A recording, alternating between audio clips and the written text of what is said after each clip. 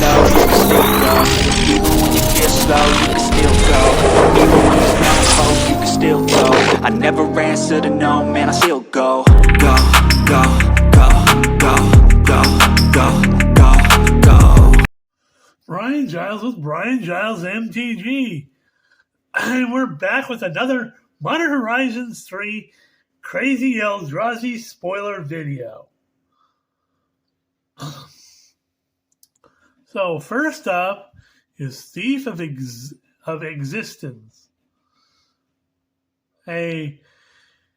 For a green, a colorless, and 1, you get a 3/4 Eldrazi with Devoid. It means it has no color.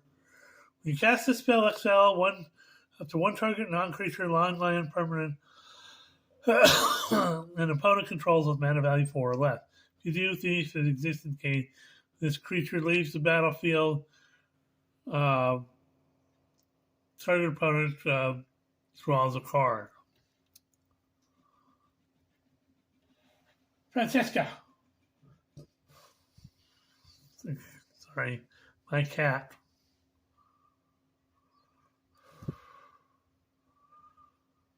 Next up, we have another of the flip walkers in Grist Voracious Larva. So a green mana for a 1/2 legendary creature insect. Please excuse my hiccuping. And we're back. So Grist is a 1/2 legendary creature insect with Death Touch. Whenever Grist Voracious Larva or another creature enters the battlefield under your control, if it enters the battlefield from your graveyard, or if you cast it from your graveyard, you may pay a green. If you do, exile Grist and return to the battlefield transformed under its owner's control. So this fits well in a Lurgoyf, the kind of recursion deck. Stuff with Death Touch, yeah. So when he flips over, it becomes Grist the Plague Swarm. So a 3 loyalty planeswalker for Grist. For +1 loyalty, you create a 1/1 black and green insect creature token, and mill 2 cards. Put a Death Touch counter on a token if a black card was milled this way. -2 loyalty, destroy target enchantment. -6 loyalty, for each creature card in your graveyard, create a token that's a copy of it, except it's a 1/1 black and green insect. So definitely, a graveyard recursion type theme is good for this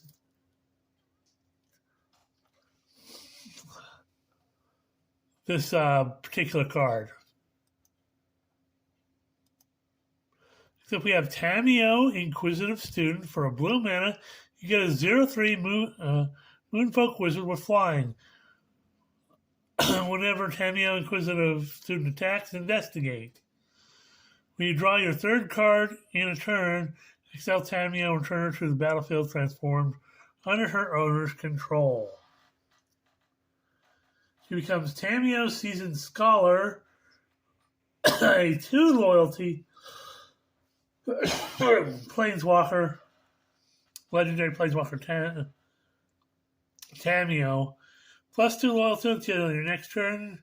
If a creature attacks you or a Planeswalker control, it's -1/-0 till end of turn. -3 loyalty, turn target instant or sorcery card from your graveyard to your hand. It's a green card, add 1 mana of any color. Ooh, that sounds fun. -7 loyalty, draw cards equals to half the number of cards in your library, rounded up. You get an emblem with the you have no maximum hand size.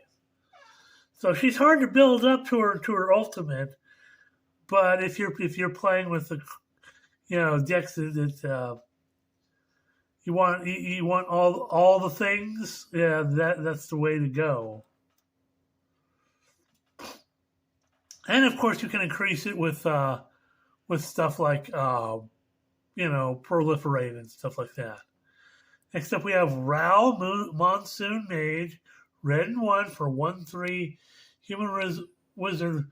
Instant sorcery spells you cast cost 1 generic less to cast. Whenever you cast an instant or sorcery spell during your turn, flip a coin. You lose the flip. Ral Monsume deals 1 damage to you. If you win the flip, you may exile Ral or return him to the battlefield, transformed under its owner's control. He becomes Ral Leyline Prodigy, and when he enters the battlefield, put additional loyalty counter for each instant sorcery spell you've cast this turn. So he works well in storm decks and decks where you're casting a lot of weenie spells. So he's a 2 loyalty legendary planeswalker Ral. +1 loyalty to your next turn. It's the sorcery spells you cast cost 1 generic less to cast. -2 loyalty is deal damage. 2 damage divided as you choose among 1 or 2 targets. Draw a card if you control a blue permanent other than Ral. -8 loyalty, exile the top 8 cards of your library and they cast instant sorcery spells from among them this turn without paying their mana costs. So again, it's something you want to build his loyalty up really fast, like maybe using proliferate effects. We have Disa the Restless, which is this is one of the face commanders for the commander decks. So it's Jund, which is black, red, green, and 2 for a 5/6 legendary human scout. If a Lurgoyf permanent card is put into graveyard from anywhere other than the battlefield, put it onto the battlefield. Whenever 1 or more creatures you control deal combat damage to a player, create a Tarmogoyf token. So this is a Tarmogoyf Lurgoyf commander.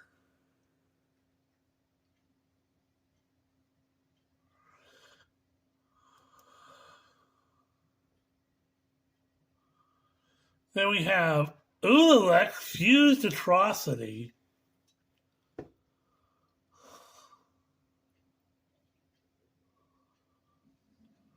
So it's Wooburg, white, blue, black, red, green, or they're hybrid with colorless mana. So you can pay either 5 colorless or any of the other colors. So you can use him as your commander. He's 2/5 for legendary Eldrazi with the Void. If you cast an Eldrazi spell, you may pay 2 colorless. You copy all spells you control. Then copy all other activated and triggered abilities you control. You may choose new targets for the copy.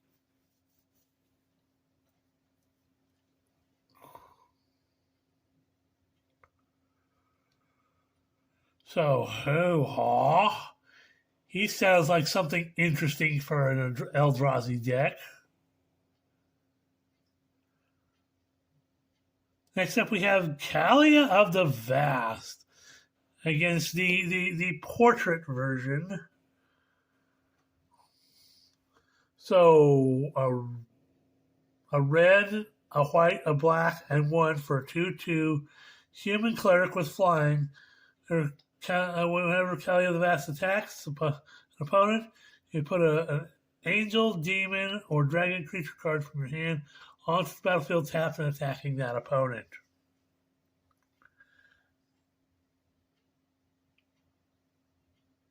Oh, we've already seen a dragon out of here.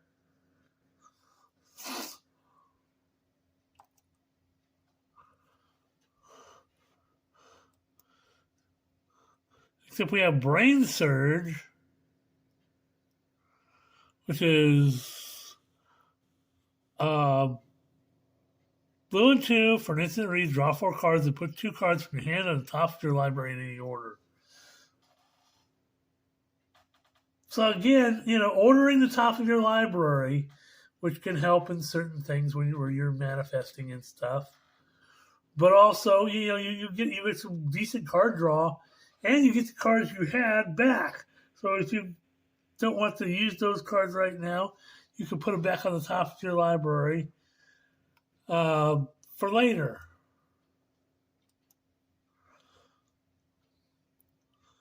Then we have Generatorium. So a blue and a red for an artifact that reads, if you get one or more energy counters, you get that many plus one energy instead. So you get an extra energy counter. Tap it to draw a card and activate only if you paid or lost 4 or more energy counters this turn.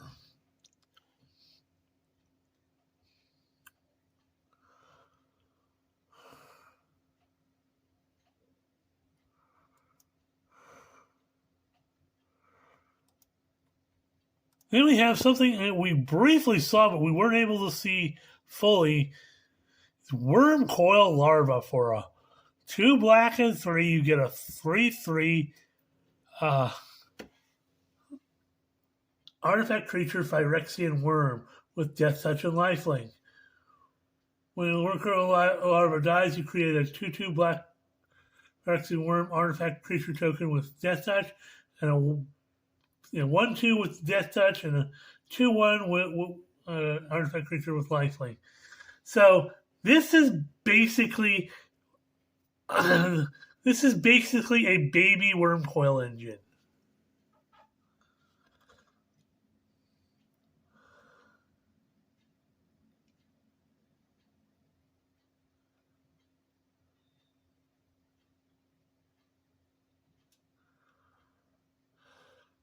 But it's not bad for, you got a 3/3 that can divide even further.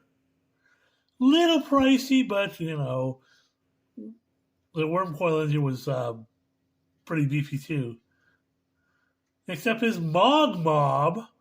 3 red mana for a 3/3 goblin. Sacrifice Mog Mob. Deals 3 damage divided as you choose among 1, 2, or 3 targets. So it's a 3/3 body that can deal 3 damage up to 3 ways.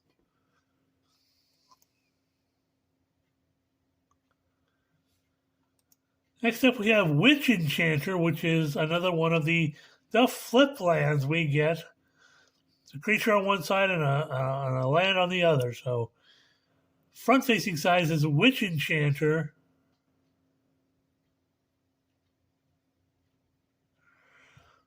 So it's a white and 3 for a 2/2 human warlock. Here's the battlefield disrupts 1 target artifact or enchantment an opponent controls. And its flip side is the Witch Blessed Meadow. Enters the battlefield. You may pay 3 life. If you don't, enters the battlefield tapped. Tap it to add a white mana. We have Aether Refinery. So 2 red and 4 for an artifact that reads. You get 1 or more energy counters. You get twice that many instead. Ew. That pairs well with that red. I believe it was an enchantment we saw earlier, where if you pay, the wheel, the sorcery, the wheel of potential. So you would get 6, and if you had that other thing, you would get 7, and wow, there's your combo.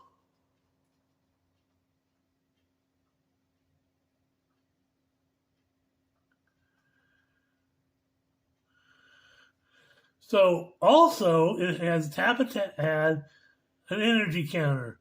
You may pay 1 or more energy counters. If you do, you get an XX black Aetherborn creature token where X is the number of energy spent this way.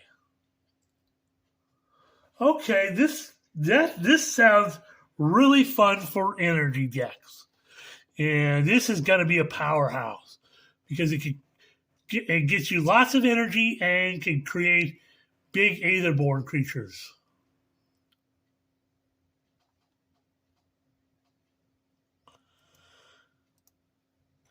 Next up, we have Genku Future Shaper.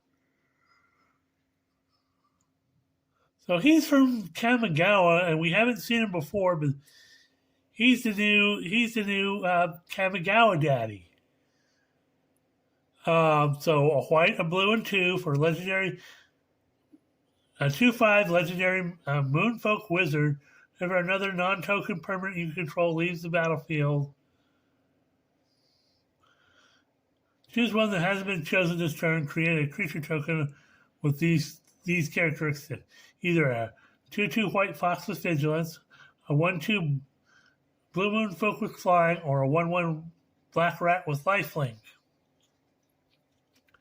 And you can spend white and blue and 3 to put a +1/+1 on each creature you control. Okay. He could be useful, especially if you have blink mechanics going on. So, hoo-ha.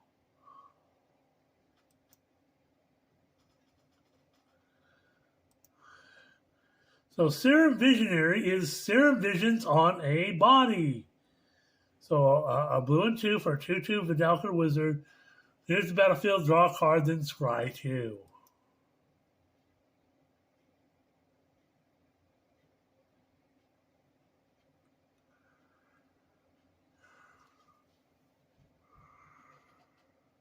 Then we have another one of the face cards for Commander decks is Satya, Aetherflux Genius. So, a blue, a red, and a white, and 1 for a 3/5 legendary human artificer with menace and haste. Whenever he attacks, create a tapped and attacking token that's a copy to one other target non-token creature you control. You get 2 energy counters. Beginning of your next end step, sacrifice that token. Let's pay an amount of energy equal to its mana value. So, like I said, this deck is designed to be focused around energy. Then we have Grim Servant, black and 3 for a 3/2 zombie warlock with menace. Warlock being actually a creature that is that you can use with your Thunder Junction cards. So he's got menace, and when it enters the battlefield, search your library for a card with mana value less than or equal to your devotion to black. Reveal it, put it into your hand, then shuffle. You lose 3 life.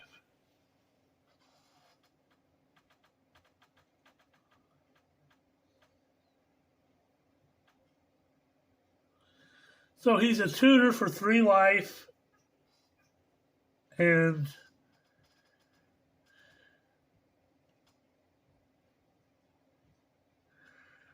it's equal to your devotion to black. So it's definitely designed to go in decks that are devotion to black based.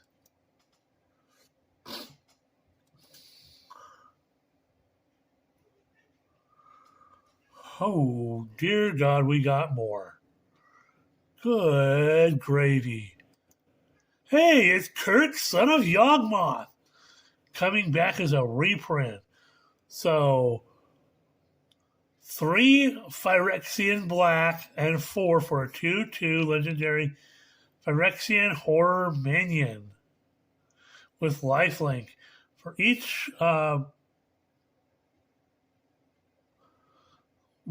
black mana cost, you may pay 2 life rather than pay mana. So you can, for black spells, spells with black mana, they're basically become Phyrexian mana. Whenever you cast a black spell, you put a +1/+1 counter on Kirk, son of Yawgmoth. Okay.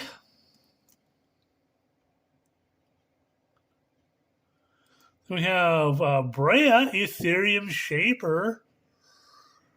Nice reprint here. So, white, blue, black, red for a 4/4 a legendary artifact creature human. When it enters the battlefield, create 2 1/1 blue Thopter artifact creature tokens with flying. Pay 2, sacrifice 2 artifacts, so you can choose one. Deals 3 damage to target player or planeswalker. Target creature gains -4/-4 till end of the turn, or you gain 5 life.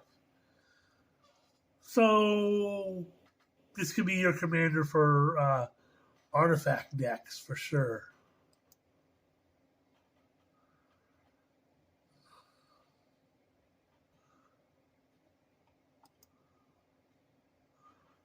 And for our last card for this video, we have Eladamri Korvac Doll. So this card is insanely powerful. 2 green and 1 for a 3/3 elf warrior. You may look at the top card of your library. You may cast creature spells from the top of your library. Pay a single green mana, tap it, and tap 2 untapped creatures you control.